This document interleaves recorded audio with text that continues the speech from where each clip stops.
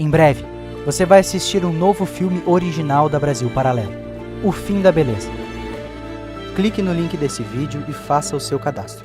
A crise econômica na França chegava no auge e o rei nomeia um novo ministro das Finanças para consertar o desastre, Jacques Necker. O rei escolheu Necker por acreditar que ele entendia as demandas do povo. Necker era simpático às novas ideologias e defendia uma nova ideia. O Estado devia garantir a comida do povo. Em meio à crise, fez com que o rei convocasse uma assembleia para receber as vozes revolucionárias e chegar a um acordo. Era a primeira vez em mais de um século que isso acontecia. No dia da assembleia, um jovem eloquente chegava em Versalhes para lutar pelas ideias iluministas que ele aprendeu com Rousseau e Voltaire nos salões de Paris. A promessa de igualdade agora estava representada por uma voz poderosa, que até hoje gera calafrios na história da humanidade.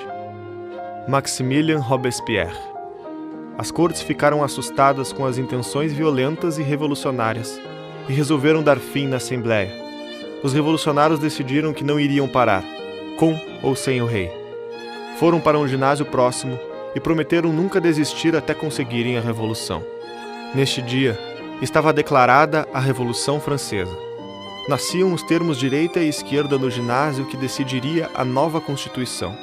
Que a Revolução Francesa começa com essa ideia, né, da La Nation, ou seja, aqueles que se identificavam como povo, de destituir do poder somente aquele 2% da população que correspondia ao clero e à nobreza. E aí se reúne em torno de um clube, né, o Clube dos Jacobinos. Os jacobinos eram também muitas vezes nobres, tá entendendo? Porque só fala, a revolta burguesa, você vai ver um por um lá, não é. Tinham alguns burgueses. Havia também os girondinos, que na verdade eram nobres e reformadores. Esse grupo tinha que se organizar, né? Porque não dá, o povo inteiro vai comandar, isso não existe. Esquerda e direita são termos razoavelmente simples se a gente for estudar a Revolução Francesa. Ou seja, ali em 1789, quando você convoca a Assembleia, acho que já um pouquinho depois, você vai ter os três estamentos ali representados e que seria o equivalente aos nossos deputados de hoje, né? Aquelas votações que a gente tem hoje, eles se dividem em dois grupos, jacobinos para um lado e girondinos de outro. Robespierre lideraria a Assembleia e chegaria ao poder sendo o defensor da igualdade. Nutrido de uma paixão exacerbada pelas suas ideias, não via limite para suas ações, desde que praticadas em nome da causa. Virtude sem terror é funesta. Terror sem virtude é ineficaz. Terror não é nada mais do que a imediata, severa e inflexível justiça. Maximilien Robespierre. O povo deveria ter medo de seguir as antigas tradições e todos deveriam aderir à revolução. A sua política foi chamada de período do terror. Robespierre ainda estava em dúvida sobre como causar o medo necessário na população para obedecer à busca do novo homem. Foi sugerido então na Assembleia que se instalasse na Praça Pública de Paris um mecanismo simples que tornaria igualitária e justa a execução dos inimigos da Revolução. O autor dessa sugestão foi o médico francês José Inácio Guillotin.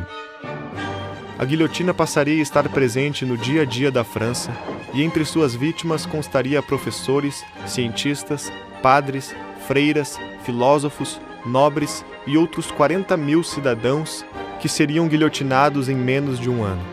O rei e a rainha Maria Antonieta também seriam decapitados. No momento da decapitação, a rainha implorou perdão segundos antes de ser decapitada e ter sua cabeça levantada pelos cabelos para os revolucionários que gritavam "Viva a República!".